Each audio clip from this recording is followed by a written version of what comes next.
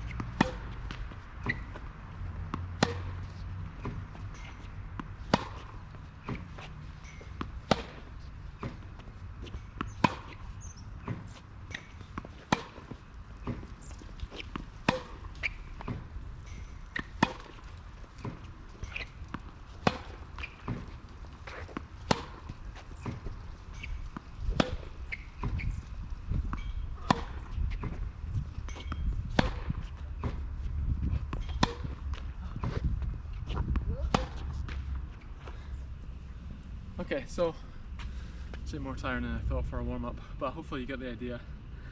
You know, this can feed at a pretty decent tempo, and so, you know, even for me, like, that's pretty tough.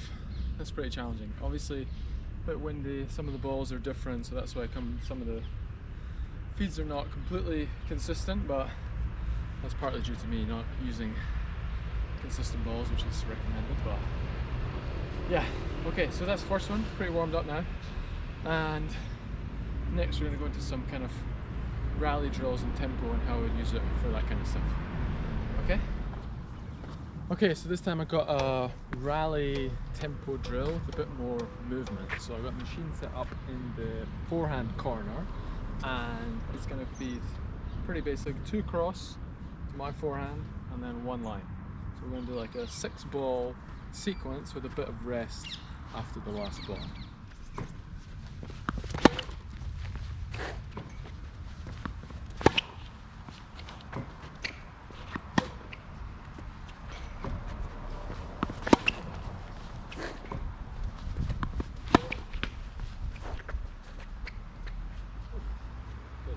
Break.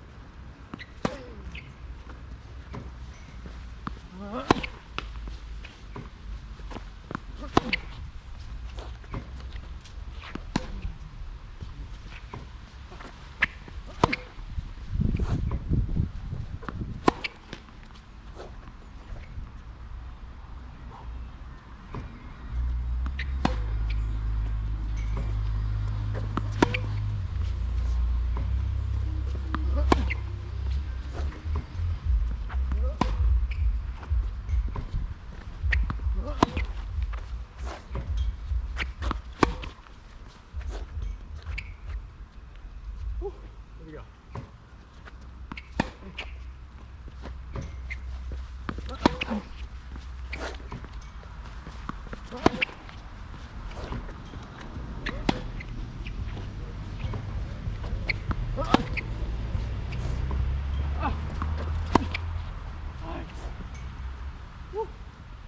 So, hopefully you can see, I mean, a lot of people talk about a ball machine being, you know, it's not good for training, it's just 1 ball. But with this, you know, that's as good as rallying with someone my level, probably better because it's not missing.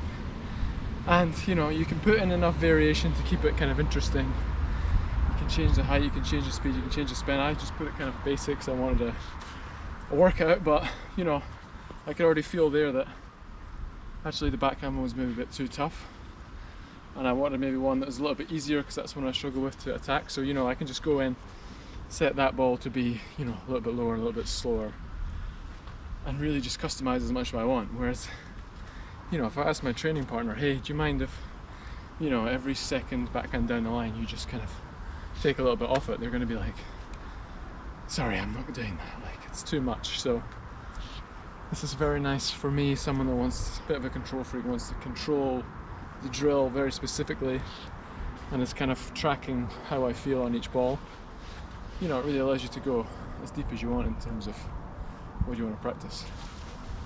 So yeah, hopefully you enjoyed that. It doesn't look too bad on camera. I'm dreading watching this back already, but that's just the very basics of an intro to how I would use this ball machine and why I think it's kind of so useful.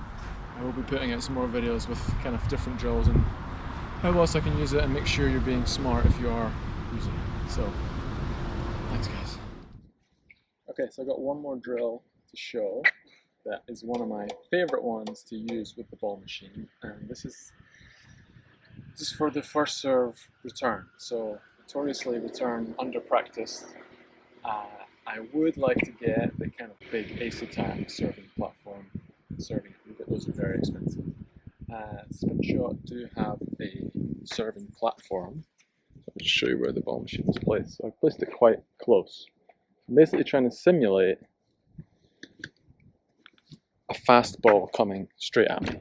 So it doesn't have the bounce, so I'm losing that element, but I found that it's still helpful to kind of practice the feeling that you want to have on the return of that kind of weight and kind of turning with your body and accelerating with the hand. So I'm going to demo this. I'm going to be there, so you're not going to be able to see the machine, but hopefully you can get a feel for, you know, the ball coming at me and what I'm trying to do with it. So.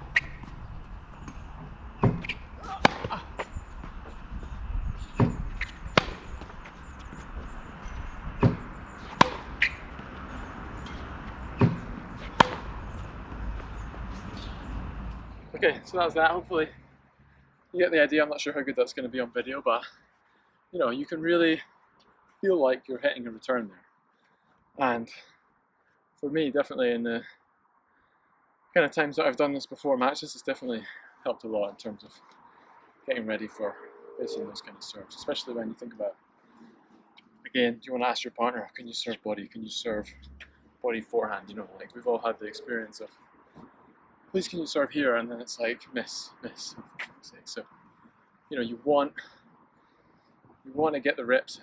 The whole point, the whole way to get better is getting lots and lots of reps, as realistic as possible.